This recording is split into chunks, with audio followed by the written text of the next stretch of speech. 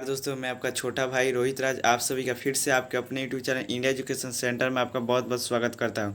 जैसे कि आपने थंबनेल में देखा कि आज आपका भाई जो कक्षा 10 जीव विज्ञान का भारतीय गुण का पुस्तक है, उसमें आनुवंशिकता तथा जैव विकास नामक चैप्टर का जो अति लघु उत्तरीय प्रश्न है, उन सभी प्रश्नों को फुल ट्रिक के साथ, फुल इमेजिनेशन के साथ, सबसे आसान भाषा में आपको फील कराएगा, जो आपको हमेशा के लिए याद हो जाएगा। इसलिए इस सेशन को क्या कीजिए, अपने दोस्तों में शेयर कर दीजिए तथा इस सेशन को लाइक कर दीजिए तथा चैनल को सब्सक्राइब कर दीजिए, जिससे मैं जो भी वीडियो बनाऊं उसका नोटिफिकेशन सबसे पहले आपके पास पहुंचे। तो चलिए हम अपने इस सेशन को स्टार्ट करते हैं और एक एक प्रश्न को पूरा बारीकी से समझेंगे और एकदम सरल भाषा में और शॉर्ट में समझेंगे, जो आपको हमेशा के लिए याद हो जाएगा। तो थोड़ा समझ लेते हैं कि ये अति लघु उत्तरीय प्रश्न होते क्या हैं, ये मेहमान क्या है, इसका तरह कौन से प्रश्न आते हैं, ये प्रश्न कैसे होते हैं, किस प्रकार से इनका उत्तर देना होता है, क्या है, चलिए देखते हैं। तो सबसे पहले आप जानते हैं कि जब इंग्लिश मीडियम का बुक पढ़ते हैं तो उसमें साफ शब्दों में लिखा है कि answer the following question in more than 20 words, मतलब कि निम्नलिखित दिए गए प्रश्नों का उत्तर कितने शब्दों में लिखना है, ज़्यादा से ज़्यादा 20 शब्दों में लिखना है। मैं आपको एक वर्ड में बताऊंगा, आप उसे 20 शब्दों में किस प्रकार से लिखेगा, इसके लिए इस मेरे पूरे सेशन में बने रहे। चले हम अपने सेशन के स्टार्ट करते हैं और एक एक प्रश्न को लेते हैं। तो देखिए, चलिए हम पहला प्रश्न लेते हैं और उसे देखते हैं। तो देखिए, सबसे पहला प्रश्न है हमारा, क्या है जी, देखिए क्या कह रहा है कोशिका में जीन कहाँ अवस्थित होते हैं। मतलब कि इस क्वेश्चन का मीनिंग हो कि एगो कोशिका है, उसमें जीन कहाँ पाया जाता है बताना है। मतलब अपना भाषा में कहल जाओ तो एगो कोशिका में जीन कहाँ पावल जाला ओकरा के बता देगा। तो आप सभी जानते हैं कि जो जीन होता है वह गुणसूत्र में पाया जाता है, ठीक है। आप देखिए, आपका यह क्या है जी, चित्र लाए हैं। इस चित्र के द्वारा आप फुल इमेजिनेशन के साथ एक एक प्रश्न को याद कीजिए, ज़्यादा दिमाग लगाएंगे। तो ये हमारा सेल हो गया, सेल के बाद ये हमारा क्या हो गया, केंद्रक हो गया, ठीक है। इस केंद्रक में आप देख रहे हैं क्या है, क्रोमोसोम है, गुणसूत्र है। इसी गुणसूत्र में आपको क्या होता है, जीन होता है। तो इस गुणसूत्र के भी अंदर कहाँ जीन होता है, थोड़ा इसे समझते हैं। तो देखिए, जब आप इस गुणसूत्र को फाड़िएगा, तोड़िएगा, अपने भाषा में इसे काटिएगा, ठीक है, तो इसमें क्या निकलता है, डीएनए निकलता है। इसी डीएनए के खंड को क्या कहते हैं, जीन कहते हैं, ठीक है। तो डीएनए का खंड क्या कहलाता है, जीन कहलाता है। ये जीन कहाँ पाया जा रहा है, क्रोमोसोम में पाया जाता है। हम इसका उत्तर क्या देंगे, क्रोमोसोम। आप चित्र से याद रखिएगा, ठीक है। चलिए, इसका ट्रिक हो गया, चित्र से याद करना है। दूसरा हम प्रश्न करें कि विभिन्नता के दो मुख्य प्रकार कौन कौन से हैं। आप सभी जानते हैं जो विभिन्नता का मुख्य दो प्रकार होता है वो कौन कौन सा होता है। तो उत्तर में देख सकते हैं जनिक और कायिक विभिन्नता। आप इसका जो उत्तर है इससे ट्रिक से भी याद कर सकते हैं, किस प्रकार से। तो आप सभी जानते हैं कि जो जनक होता है, संतति, ठीक है, जिसे हम जनक कहते हैं, क्या कहते हैं जी, जनक कहते हैं। जनक याद रखिएगा, जनक। जनक से याद रखिए, ज से जनिक का, क से कायिक विभिन्नता, ठीक है। आज जनक जानते हैं कि आपका क्या होते हैं, जनक जो होते हैं वो जनन नामक चैप्टर में आते हैं। और जो जनन में विभिन्नता उत्पन्न होता है वो दो प्रकार का विभिन्नता होता है, वो आप इस प्रकार से याद रख सकते हैं। अब देखिए तीसरा प्रश्न को देखते हैं। तीसरा प्रश्न का, पीढ़ी दर पीढ़ी वंशगत होकर संचित होने वाली विभिन्नता क्या कहलाती है। मतलब कि अपना भाषा में समझा जाए तो एगो क्वेश्चन कहता है कि एगो पीढ़ी से आ दूसर का पीढ़ी में अगर कौनो मान के चलो लक्षण बा, उ संचरित होकर संचित होकर जाके उ विभिन्नता के नाम बता देवे के बा, उ कौना विभिन्नता में होखेला, ठीक है। क्या मतलब ई भाई, आशा करते हैं समझ में लो कि क्वेश्चन। तो आप सभी जानते हैं कि जो जनिक विभिन्नता होता है, जिसे हम आनुवंशिक विभिन्नता कहते हैं, इसमें जो आपका मान कर चलिए कि कोई लक्षण उत्पन्न हुआ, वो लक्षण क्या होता है, एक पीढ़ी से दूसरे पीढ़ी में ट्रांसफॉर्म हो जाता है और जाकर दूसरे पीढ़ी में संचित हो जाता है। लेकिन वही कायिक विभिन्नता में ऐसा नहीं होता है, आप सभी जानते हैं। चलिए चौथा नंबर प्रश्न को देखते हैं। कह रहे चौथा नंबर प्रश्न, ऐसे आनुवंशिक गुण या लक्षण जो स्पष्ट रूप से दिखाई देते हैं क्या कहलाते हैं। देखिए ये आपका परिभाषा है, ठीक है। मैं आपको 10 बार कहता हूँ कि आप सभी को परिभाषा याद करें, क्योंकि यही क्वेश्चन आपका ऑब्जेक्टिव आता है। अति लघु उत्तरीय प्रश्न क्या होता है, 20 वर्ड में आंसर देना होता है, क्या करना होता है, 20 वर्ड में आंसर। लेकिन मैं आपको एक वर्ड में इसका उत्तर इसलिए बताता हूँ क्योंकि यही आपके एग्जाम में सीधे डायरेक्ट ऑब्जेक्टिव रूप पूछता है, इसलिए मैं एक एक वर्ड में इसका आंसर बताऊंगा, आपको पूरा याद कराऊंगा, ठीक है। तो देखिए ये आपका परिभाषा से क्वेश्चन है, पूछता है परिभाषा में लक्षण प्रारूप क्या है, इसका परिभाषा लिखे, या लक्षण प्रारूप किसे कहते हैं, लक्षण प्रारूप से क्या समझते हैं, लक्षण प्रारूप क्या है। तो देखिए मान के चलिए ये एक जीव है, क्या जीव है, ठीक है। इसका हम अगर बाहरी लक्षण को देखते हैं ना, तो इसके बाहरी लक्षण को क्या कहते हैं, लक्षण प्रारूप कहते हैं। देखिए नाम से इसका काम है, लक्षण से लक्षण, मतलब कि किसी जीव के बाहरी लक्षण को क्या कहते हैं जी, लक्षण प्रारूप कहते हैं। आपका परिभाषा भी लिखा है कि ऐसे आनुवंशिक गुण या लक्षण जो स्पष्ट रूप से दिखाई देते हैं उसे हम क्या कहते हैं, लक्षण प्रारूप कहते हैं। आप एक वर्ड में याद रखिएगा, एक लाइन में मेरे द्वारा बताया गया परिभाषा याद रखिएगा, किसी जीव के बाहर से दिखाई देना जो लक्षण है ना, जो गुण है, जो बाहर से उसका ढांचा दिखाई देता है वही क्या कहलाता है? अपना भाषा को बाहरी से जौन चीज़ दिखाई दूँ क्या कही लक्षण प्रारूप का ही काम करता हूँ। चलिए याद कर लीजिए, एकदम आसान भाषा में याद करना है, रटने रटने का काम नहीं। 5वां प्रश्न का है अनुवंशिकी का पिता कौन कहलाता है? आप सभी जानते हैं, छोटा छोटा बच्चा जानता है, हर एक व्यक्ति जानता है कि अनुवंशिकी का पिता कौन है जी? ग्रेगर जॉन मेंडल है, जिन्हें हम शॉर्ट में क्या कहते हैं? शॉर्ट में कहते हैं क्या जी? मेंडल। ठीक है, आप याद रखिएगा, शॉर्ट में इनका शॉर्ट फॉर्म नाम जो होता है मेंडल है। ठीक है, एकदम आसान क्वेश्चन है, यह तो बहुत बार पूछा है आपके एग्जाम में। अब देखिए, जो सबसे मेन क्वेश्चन है ना आपका यही है, बहुत बार पूछा है। ठीक है, इसे भी पूरा अच्छा से याद करना है। देखिए किस प्रकार से याद करना है, मेरे साथ बने रहिए। मेंडल ने अपने प्रयोग के लिए किस पौधे का चयन किया, उसका वैज्ञानिक नाम क्या है? उत्तर लिखना है। पौधे का वैज्ञानिक नाम क्या है जी? मटर है। मतलब पौधे का जो नाम है वो मटर है। ठीक है, आज उसका वैज्ञानिक नाम है पीसम सेविटम, जिसे हम पाइसम सेविटम कहते हैं। ठीक है, आपको याद रखना है। अब देखिए, आप सभी जानते हैं कि जो मेंडल साहब है उन्होंने अपना प्रयोग में किसका उपयोग किया? मटर का उपयोग किया, और उसका वैज्ञानिक पीसम सेविटम है। देखिए याद करने के लिए ट्रिक जो है, म से मेंडल और म से मटर, मेंडल को मटर से मार दीजिएगा, आपका हो जाएगा सही आंसर। ठीक है, अब मटर का वैज्ञानिक पीसम सेविटम है, एकदम आसान भाषा में याद रखिएगा। यही आपका जो मटर का पौधा है, जो साधारण आप देखते ना घर द्वार में, आपके गाँव देहात में जो मटर उगाता है वही है। ठीक है, सामान्य मटर। चलिए आशा करते हैं ये भी प्रश्न आपको याद है। अब देखिए 7 नंबर प्रश्न करे कि मेंडल के प्रयोग एक संकर संकरण से प्राप्त जीन प्रारूपी अनुपात क्या होता है? ठीक है, मतलब कि जीन प्रारूप किसे कहते हैं? जीव की जीन की संरचना क्या कहलाता है? जीन प्रारूप कहता है। एक लाइन में इसका परिभाषा याद रखिएगा, जीव की जीन की संरचना क्या कहलाता है? जीन प्रारूप। और जीवों के बाहरी लक्षण को क्या कहते हैं? लक्षण प्रारूप कहते हैं। एक एक लाइन में परिभाषा याद रखिएगा, आपके एग्जाम में 2 मार्क्स का पूछता है, यह भी क्लियर हो गया। चलिए अब देखिए, अनुपात पूछा है एक संकर क्रॉस। तो एक संकर क्रॉस में आप सभी जानते हैं कि जो अनुपात होता है जीनोटाइप का क्या होता है? 121 होता है। ठीक है, 121 होता है। आप यहाँ से चित्र के द्वारा समझ सकते हैं। यही आपका एक टी होता है, बड़ा टी दोनों होगा, एक बड़ा टी स्मॉल टी, या दोनों छोटा टी होता है। ठीक है, यही आपका जीन की संरचना है। यही ना 4 जीन में इसमें दिखाई दे रहा है। और कोई जीन है जी? तो नहीं है, तो जो को जीन है। देखिए बड़का टी वाला एगो है, तो एगो लिख दीजिए। और छोटका टी बड़का टी वाला कौन है जी? आपका यहाँ पर है एगो, एगो यहाँ पर है 2, और छोटका टी वाला एगो है। ठीक है, चलिए तो ये आपका हो गया। देखिए और आंसर कीजिए। ठीक है, कोई भी इसमें रटने रटने का काम नहीं है, फुल इमेजिनेशन का चित्रात्मक तरीके से क्वेश्चन की याद कीजिए और आंसर अपने दिमाग में रखिए, छप जाएगा।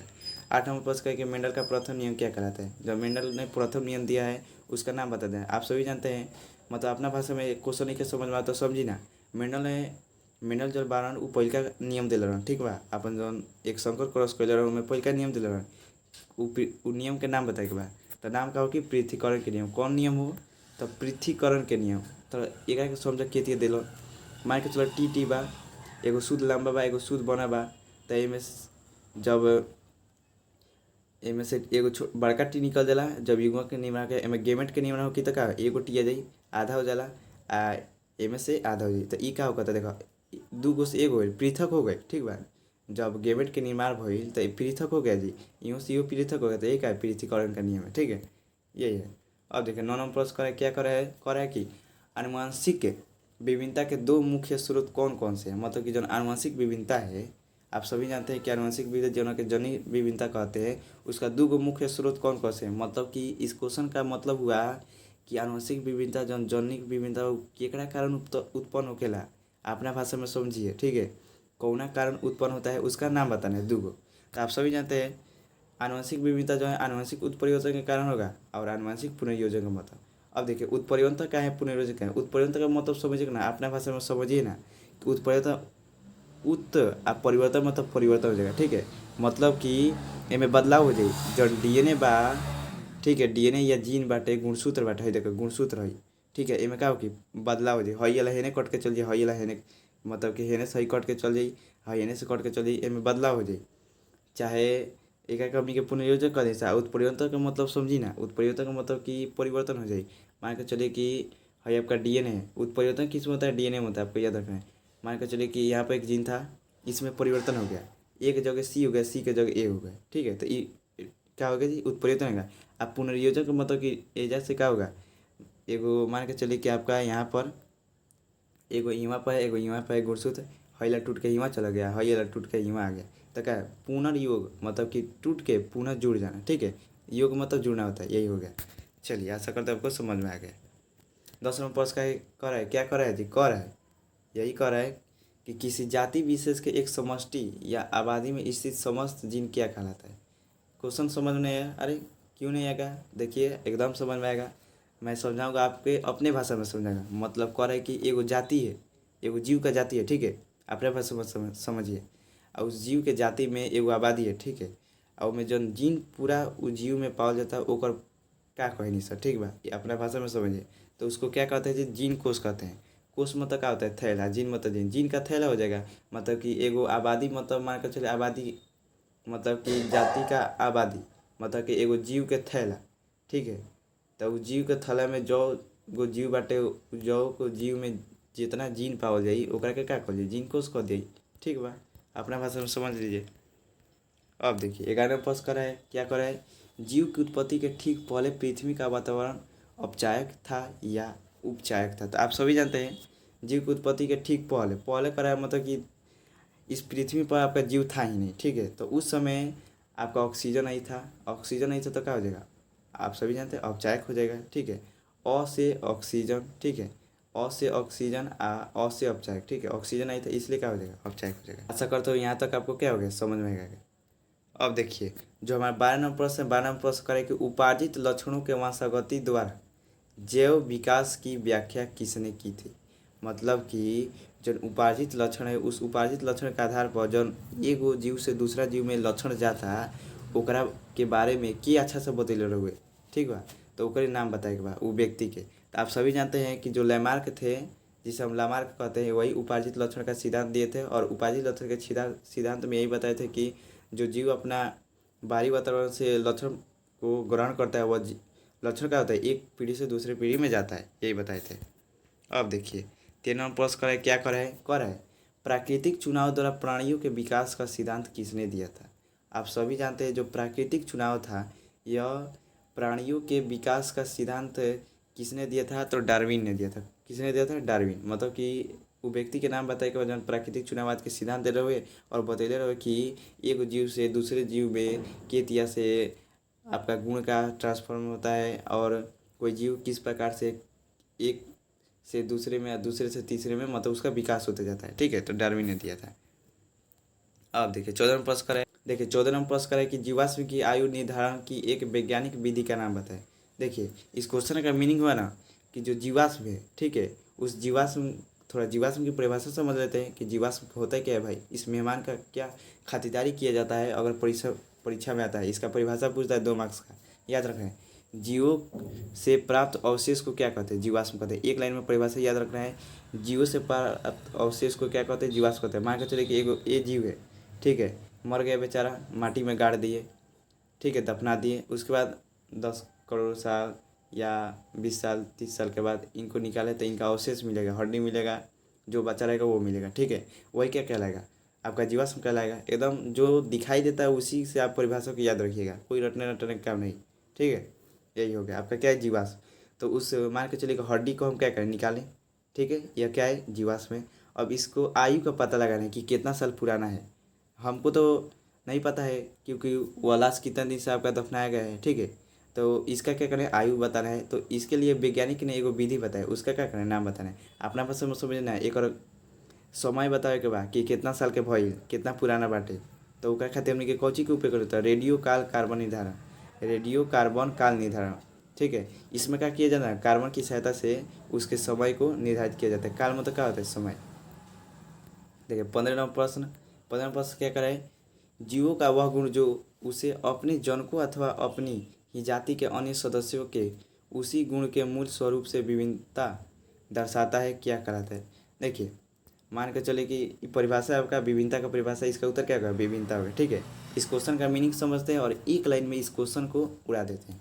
और इसको परिभाषा में याद कर लीजिएगा, परिभाषा याद करिएगा जो एक लाइन का मैं बताऊँ कि ये पूछता है एग्जाम में 2 मार्क्स का पूछता है, ठीक है। तो देखिए प्रश्न है कि जीव का वह गुण जो उसे अपने जनकों अथवा अपनी ही जाति के सदस्यों से उनके मूल गुणों के स्वरूप से विभिन्नता या भिन्नता दर्शाता है, क्या कहलाता है। तो विभिन्नता कहलाता है। मान के चले कि एगो जीव है, मान के चलिए जीव का आबादी है, ठीक है, चाहे हम ही एक जीव हैं, ठीक है, हम और हमारे माता पिता, ठीक है। हमारे माता पिता में जो गुण है हमारे में भी है, लेकिन हमारे माता पिता हो गए और हम हो गए, और जो हमारे पड़ोसी के माता पिता और वो हैं, हम दोनों में क्या जी थोड़ा बहुत विभिन्नता है। तो मतलब कि एक ही जाति के जीवों के बीच जो भिन्नता पाया जाता है उसे हम क्या कहते हैं, विभिन्नता कहते हैं। ठीक है, तो याद रखिएगा इसका परिभाषा। देखिए मैं एग्जाम्पल दिया, उस एग्जाम्पल को याद रखिएगा। ठीक है, और उसी एग्जाम्पल को दिमाग में इमेजिंग कीजिएगा और सोचिएगा और लिख दीजिएगा। एगो मेरा पड़ोसी है, एगो हमें, तो देखिए हम भी एक जीव, वो भी एक जीव। ठीक है, एक ही जाति के हैं, मानव जाति के हैं। तो एक ही जाति के जीवों के बीच जो भिन्नता पाई जाती है उसे हम क्या कहते हैं, विभिन्नता कहते हैं। एकदम आसान भाषा में क्या सर आप बताते हैं, पूरा एकदम दिमाग में बैठ जाता है। फुल इमेजिनेशन के साथ दिमाग में सर इमेज बन जाता है, आप जितने भी परिभाषा को बताते हैं। आशा करते जो ये 15 का 15 आपका अति लघु उत्तरीय प्रश्न था, समझ में आ गया है, पूरा अच्छा से दिमाग में बैठ गया है, याद हो गया है। हाँ याद हो गया है। और इसके आगे का जो प्रश्न है मैं कल अच्छा से कवर करा दूंगा और आपको बता दूंगा। इसलिए इस सेशन को क्या कीजिए, अपने दोस्तों में शेयर कीजिए और ज़्यादा से ज़्यादा इस सेशन को लाइक कीजिए और चैनल को सब्सक्राइब कीजिए। और वीडियो कैसा लगा, इस वीडियो के अंत में आपको कमेंट करना है कि वीडियो कैसा लगा, अच्छा लगा, किस प्रकार से मैंने आपको समझाया वो भी कैसा लगा। ठीक है, तब तक के लिए जय हिंद जय भारत।